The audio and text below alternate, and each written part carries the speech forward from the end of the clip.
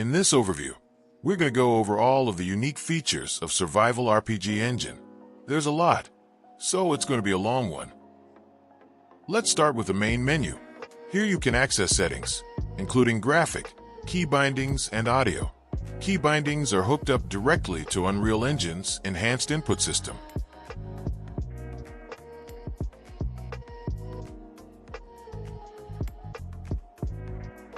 From the main menu, you can access both single-player and multiplayer game modes. Each mode has its own location for save files. Multiplayer is both start and join game. Lastly is the overview level. Let's go there now.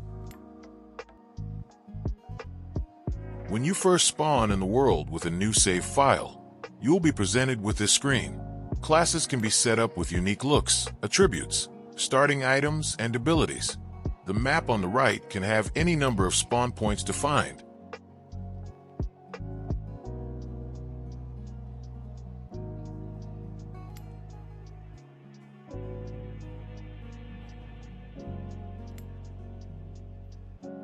Now that we're in the overview level, let's start by talking to this guy. You'll notice that he'll wander around the area and will look at you when you start interacting with him. This also gives you a quick view into the dialogue and quest systems, which we'll dig into later. You'll notice that there are now quest markers on the compass, minimap, and in the world. Let's start with the core systems. Survival RPG Engine is built using only blueprints and has very detailed organization and comments. It uses the player character, player state, game state, and HUD classes to build out the core functionality. Performance is critical and optimization has been top priority from the start. Almost nothing runs on tick, and there are few timers/delays. There is also a full save/load system for all features. Finally, everything is replicated for multiplayer. Let's go to the class system. You already saw some of this on spawn. Classes can be quickly created through a data table and even support class-specific items.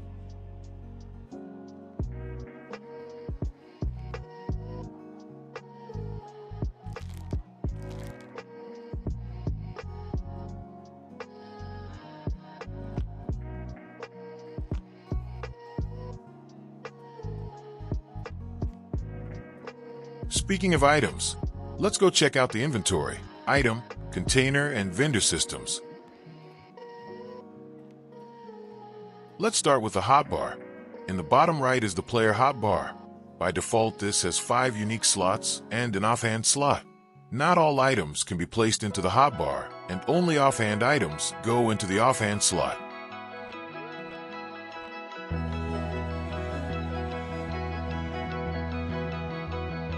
You'll notice that items themselves can have rarities with different glows and highlights. They have their own item icons and tooltip text.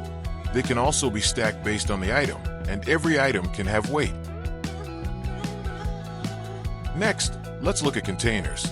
Here there are 4 different sizes of containers. This is a simple and variable with everything automatically updating to work.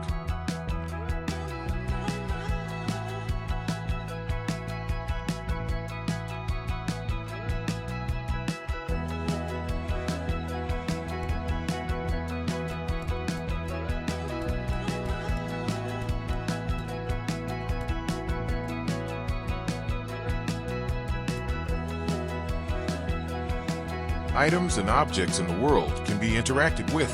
Each item can have a customized interaction time, ranging from instant to any number you want. There are also unique sound effects, animations, and visual effects that can be played.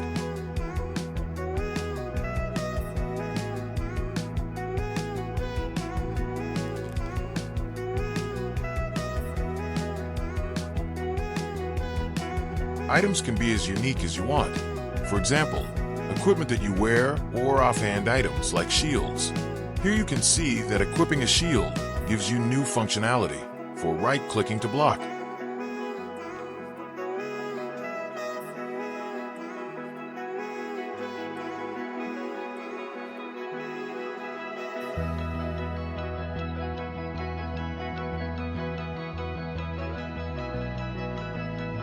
Items can also have durability and break, requiring repairing kits to fix them. These kits go into your inventory and can be applied to any item that is damaged or broken. We'll give this a try in a few minutes. Rarity and type can also be used as requirements. For example, a tree might require an epic rarity axe to cut down. There are also two-hand weapons. Equipping these will automatically hide your offhand.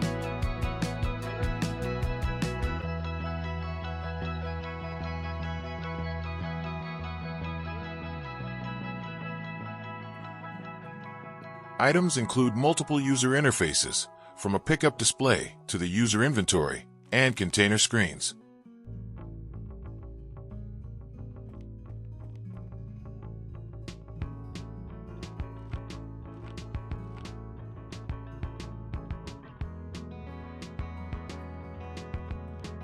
Any interactable in the world can be set up with and without an outline.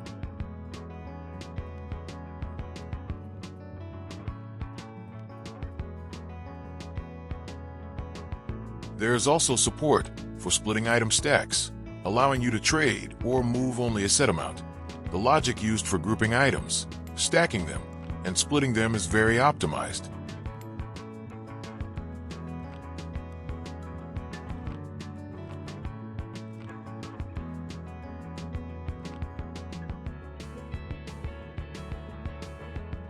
It is also possible to change your inventory size with items such as backpacks.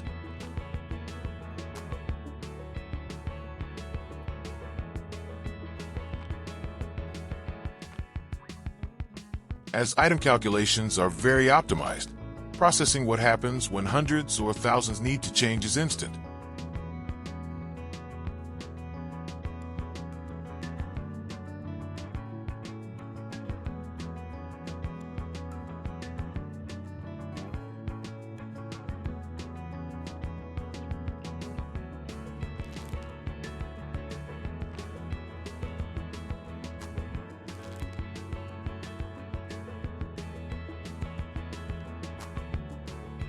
Finally, vendors can be set up to sell items for either other items or currencies, which are items that do not take up inventory space like gold. Vendors can also be set up to refresh their stock.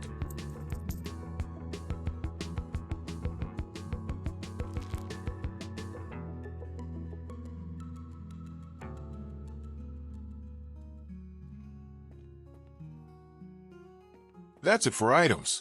Let's go take a quick swim before we move on.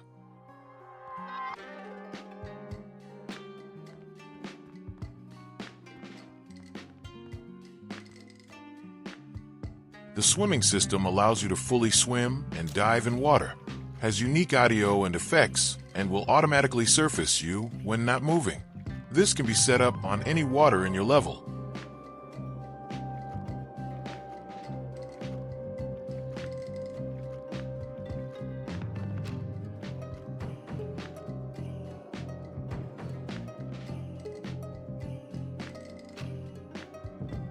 Now that we've cooled off, let's go check out the open world systems.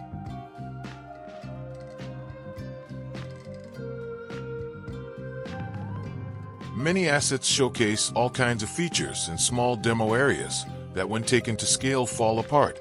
With Survival RPG Engine, every feature has been specifically designed and optimized for scale. The open world system uses PCG and instanced static meshes to ensure you can have any number of interactable objects in your world without performance issues. There are unique effects when hitting objects, effects when they are destroyed, and items can also spawn as loot. There's also an informational display for the health of whatever you're hitting.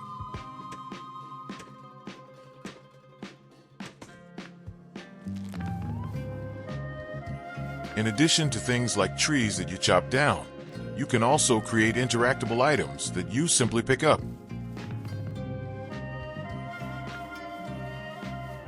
Let's quickly revisit the repair kit we talked about in items. My axe has been damaged from chopping down trees. Let's repair it. That's better. Let's move on to building. At the end of the video, we'll head to the actual open world level, so you can see how this all comes together. Looks like one of the skeletons escaped. Let's take him out first. You'll notice a few things: blocking, damaged text. The AI wasn't hostile until I attacked it. I was able to target him, changing my controls to move around him rather than freeform. When killed, it spawned a loot bag. There was also a reputation change in the chat window. Oh yeah, there's chat.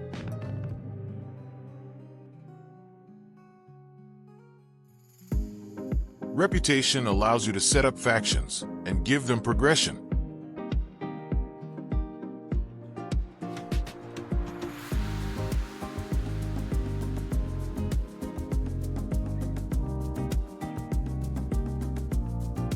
Alright, let's head into building. This is a big one with a lot of cool pieces of functionality.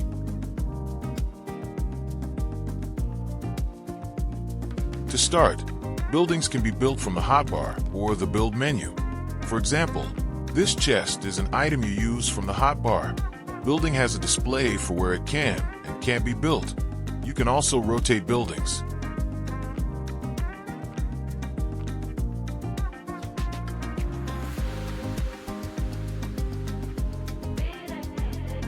Next is the building manager. This is mostly optional and is the heart of your base. It can be upgraded, which allows the overall size to increase.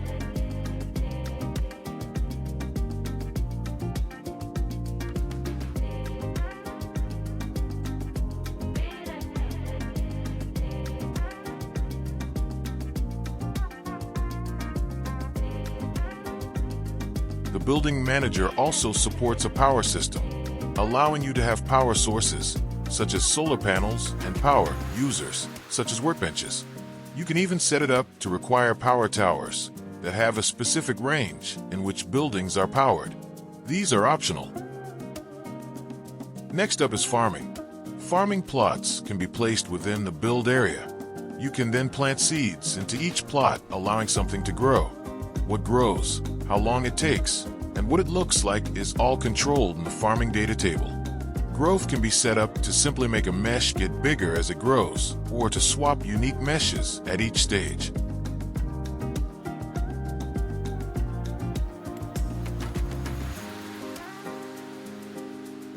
There is a display when looking at a farm plot that is growing, showing the remaining time on it.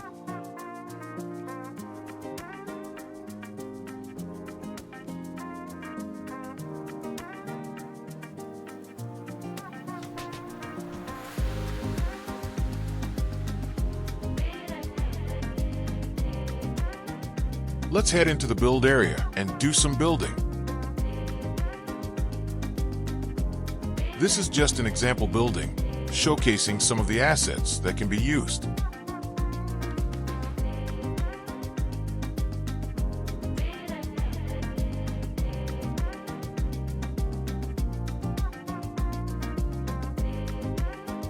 Let's build something. You'll notice there is custom snap points for every building. Snap points are data-driven and created using a tool, not manually set or using collision boxes. Buildings that are already placed can be moved or destroyed, returning the materials.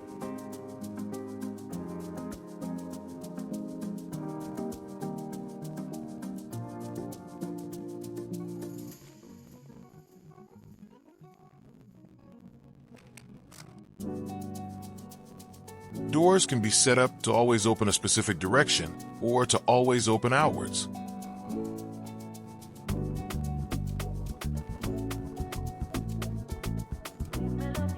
Now let's break some stuff.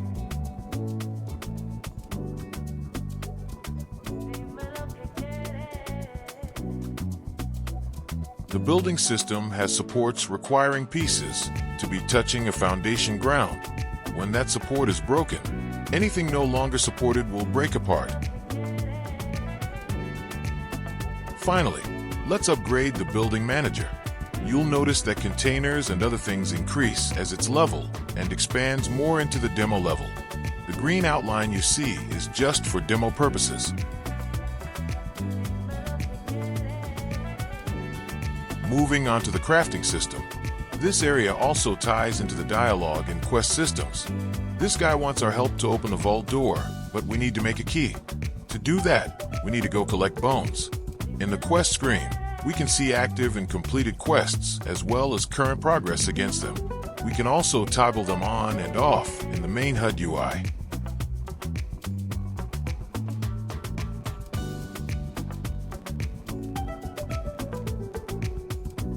Dialogues can also branch. You'll notice that he now says something different. Let's head to the AI area and get those bones.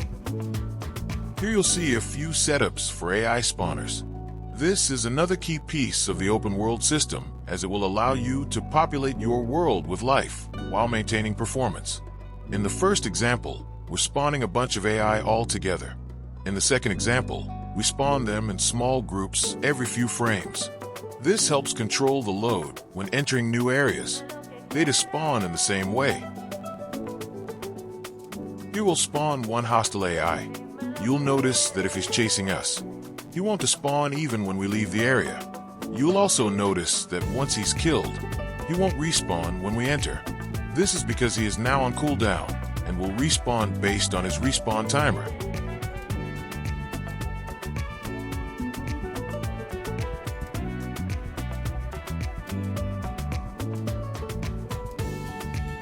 Going back to weapons for a second, this is the crossbow. It uses ammo from your inventory and is a ranged weapon. This ensures there are one-hand, two-hand, offhand, and ranged examples set up for use and customization.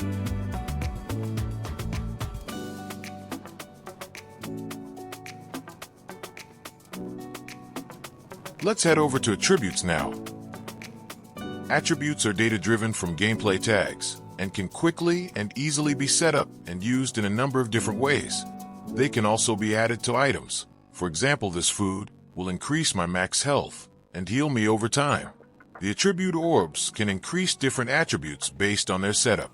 This includes XP for leveling.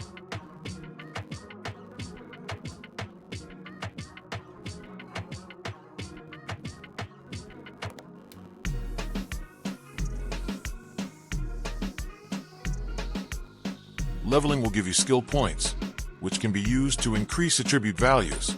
Core attributes can impact other secondary attributes. For example, when I add a point into vigor, my health goes up. Agility increases movement speed. Strength increases damage. How these are set up is completely up to you and your overall design.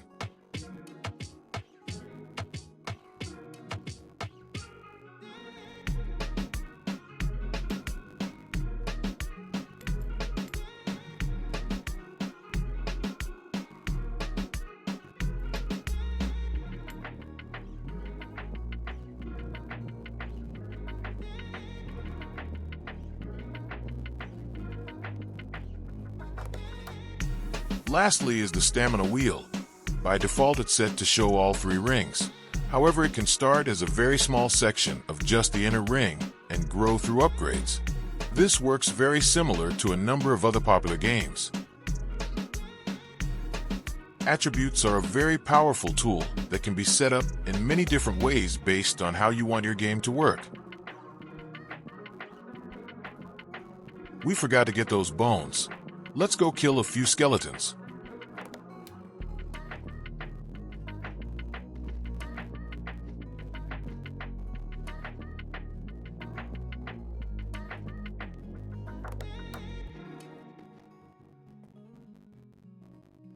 You'll notice that skeletons can respawn even while I'm in the zone. This is based on their respawn timer after being killed. Let's head back to our little base. There's something cool about crafting. The base manager allows you to combine chest and crafting benches inventories into one. This allows you to use materials to craft regardless of what container the items are in. For example, I'll put 2 bones in one container and 2 in another.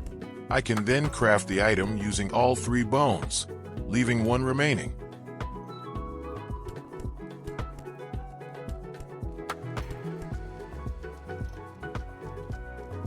Now that we've got the key, let's go open that vault.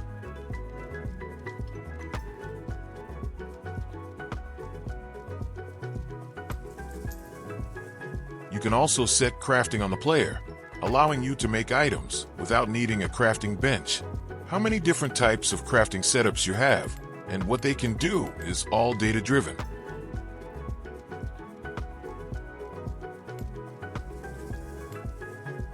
Now that we've completed that quest, it will appear in the completed section of the quest UI.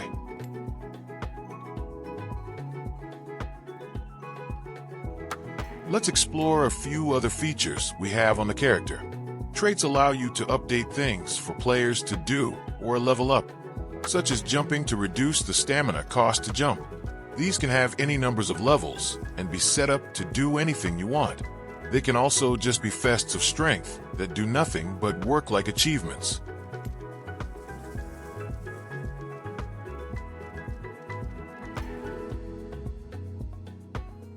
Talents allow you to set up any number of talent trees with their own unique talent points.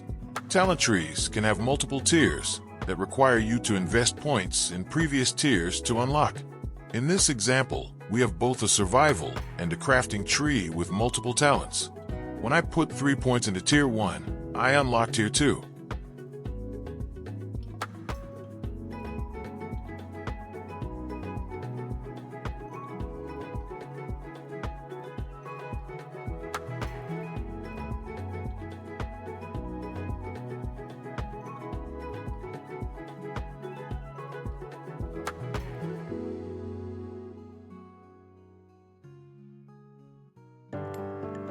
The guild system allows you to create and invite others to a guild. Guilds have a log, a message of the day, and there are ranks for promoting, etc. that can be set up. The guild system can then be tied into any of the other features. For example, making it so only members of your guild can open a door. Additionally, guilds have their own chat.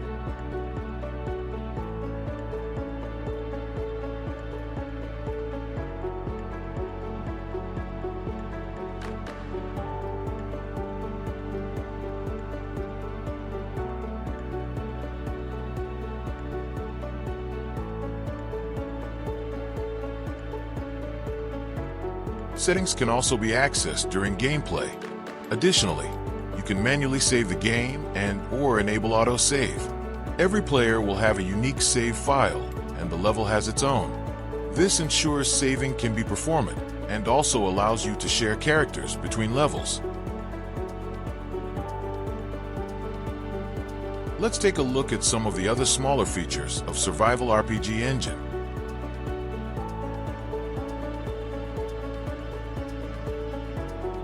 Points of interest allow you to set up areas that call out that you've entered them. You can also connect these to triggers that let you, for example, update a quest based on entering that location.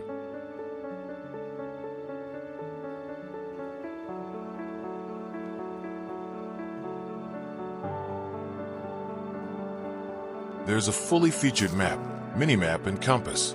The map can be panned and zoomed. This allows you to set manual waypoints or waypoints from quests or other objectives.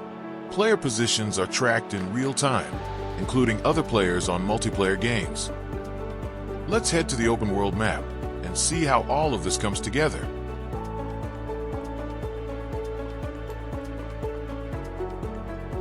This map is 4 kilometers by 4 kilometers, with tens of thousands of interactable objects and AI.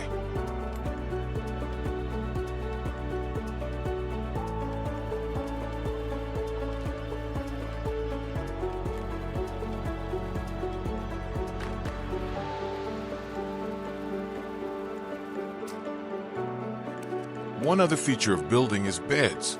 Beds allow you to create custom spawn points for you or your guild.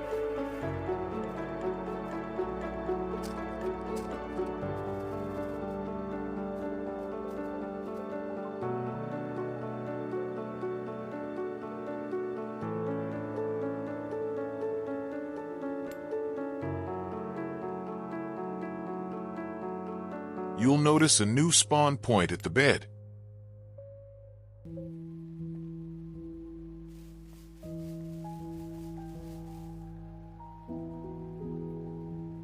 I hope that this video has given you a good overview of all of the features of Survival RPG Engine. Well, I tried to cover everything. There are countless little optimizations settings, and features that are intended to let you focus on building your dream game. I encourage you to leave a comment below or join our Discord if you have any questions or feedback. Like and subscribe to get updates and deeper dive reviews on each feature. Survival RPG Engine is updated often and updates are always free. Thank you.